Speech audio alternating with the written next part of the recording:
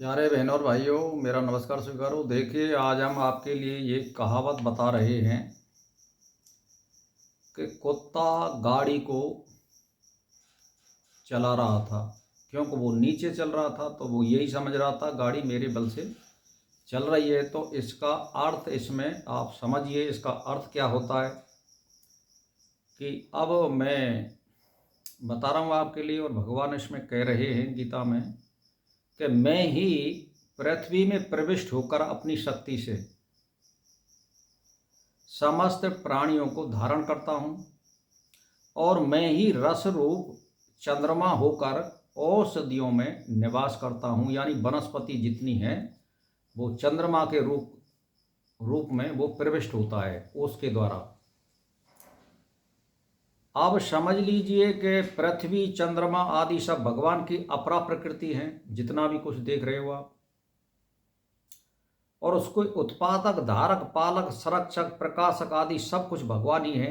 इनको अंतर्यामी रूप से पंचभूतों को ही पैदा करने वाला परमात्मा है, और उसमें अंतर्यामी रूप से, निहित रूप से वो रहता है। तो भगवान की शक्ति होने से अपरा प्रकृति भगवान से अभिन्न है। प्राणियों के, अब समझ लीजिए कि इन, मतलब ये प्राण और अपान, इन दोनों का ही वर्णन, जैसे मान के चलिए प्राणी के शरीर में रहने वाला मैं प्राण, और अपान से युक्त वैश्वानर यानी जठराग्नि होकर 4 प्रकार के अन्न को मैं पचाता हूँ। भगवान कह रहा है मैं जठराग्नि के रूप में भी, अपान के रूप में भी और प्राण के रूप में भी मैं ही प्रतिष्ठित हूँ। और ये बात भी सही है कि सभी जगह पर प्राणवायु नहीं है। आप चंद्रमा पे चले जाइए, किसी ग्रह पे चले जाइए, वहाँ प्राणवायु नहीं है। जहाँ प्राणी होता है और जहाँ अनुकूल होती है वहीं प्राणवायु मिलती है। तो ये परमात्मा की कृपा है जो आपको यहाँ प्राणवायु प्राप्त है। तो कहने का मेरा मतलब ये हुआ कि पृथ्वी में प्रविष्ट होकर संपूर्ण प्राणियों को धारण करना, चंद्रमा होकर के संपूर्ण वनस्पतियों को पोषण करना, फिर उनको खाने वाले प्राणियों के भीतर जठराग्नि के रूप में यानी खाने को हजम करना। अब इसको कौन कर रहा है? परमात्मा कर रहा है। जठराग्नि के रूप में तुम्हारे अंदर बैठा हुआ है, वो पचाता है वो खाने को। संपूर्ण कार्य भगवान की शक्ति से होते हैं, क्योंकि उसकी जब शक्ति निकल जाती है ना, जब इसमें से परमात्मा की जो शक्ति होती है, जो जीवात्मा होती है, वो निकल जाती है, तब ये ठंडा पड़ जाता है, गर्म नहीं रहता है शरीर। इसका मतलब ये अग्नि, पंचभूत निकल चुके हैं, सूक्ष्म शरीर जिसको बोलते हैं, और उसके अंदर जीवात्मा होती है।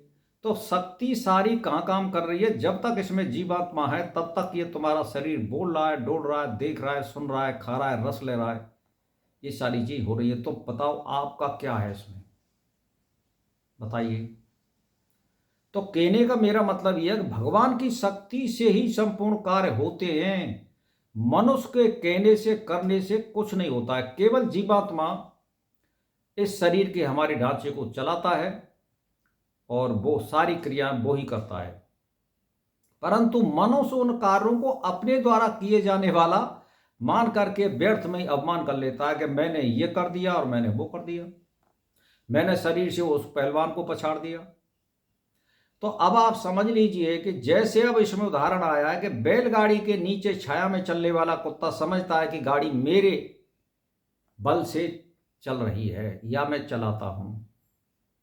तो बैलगाड़ी और कुत्ते का जो उदाहरण दिया गया है वो अवमान को मिटाने वाले के लिए, समझाने के लिए एक उदाहरण के तौर पर पेश किया गया है।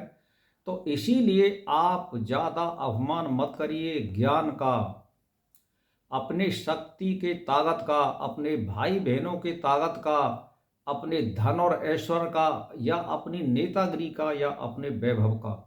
ये सब परमात्मा की कृपा है, तभी तक आप पर संभव है। और परमात्मा की कृपा नहीं है तो आप कुछ भी नहीं कर सकते। जैसे मान के चलिए आप इस शरीर को छोड़ देते हैं, और आपको वो कहाँ जन्म देगा, ये तुम्हारे बस की बात नहीं है। ये तुम्हारे कर्मों के आधार पर परमात्मा देगा, गुण क्रम मिला करके, कि मुझे कहाँ जन्म देना, तुम्हारी इच्छा के अनुसार नहीं देगा। तो इसीलिए भाई और बहनों, आप अवमान मत करिए। केवल आप गुरु कर्म स्वभावेश आत्मा में समावेश कीजिए। अच्छे काम करिए, बुरे काम मत करिए। आचरण को सुधारिए, स्वभाव को सुधारिए, जिससे हमारे बीज जो है एक अच्छी तरह से गुण युक्त होकर के इस जीवात्मा में संग्रहित हों और अगले जन्म का सुधार हो। ये आप समझ लीजिए, जन्म और मरण तो कभी बंद ही नहीं होगा। ये जीवात्मा जब तक सृष्टि रहेगी या कब तक हम नहीं कह सकते, तब तक मतलब परमात्मा है तब तक ये जीवात्मा लगा रहेगा। मोक्ष हो जाएगा तब भी आपको फिर इसमें जन्म लेना पड़ेगा, चाहे कितनी अवधि के बाद मिले मैं नहीं कह सकता हूँ, ये किसी ने गणना नहीं करी है, लेकिन बहुत लंबी अवधि होती है मोक्ष की, और परंतु फिर भी जन्म मिलता है। तो ये जन्म मरण तो मिटेगा नहीं, बस जीवात्मा को लिए जो आत्मा का जो सुख है वो मोक्ष ही है, और यहाँ पर हमारी इंद्रियों का सुख है जो इस संसार में हम भोग रहे हैं। तो इंद्रियों का सुख पंचभूतों को प्राप्त होता है, और जीवात्मा का जो सुख है वो मोक्ष में मिलता है। क्योंकि माँ शरीर नहीं होता है, माँ आत्मा भोग करता है, इधर उधर घूमता है, सारी चीज़ों को देखता है, और यहाँ पर हम जो है उसका स्वयं भौतिक चीज़ों का हम रसास्वाद लेते हैं। तो ये पंचभूतों को कार्य, ये इनका भोग है। तो भाई और बहनों, आज के लिए इतना ही। इसी के साथ मेरा नमस्कार स्वीकार हो।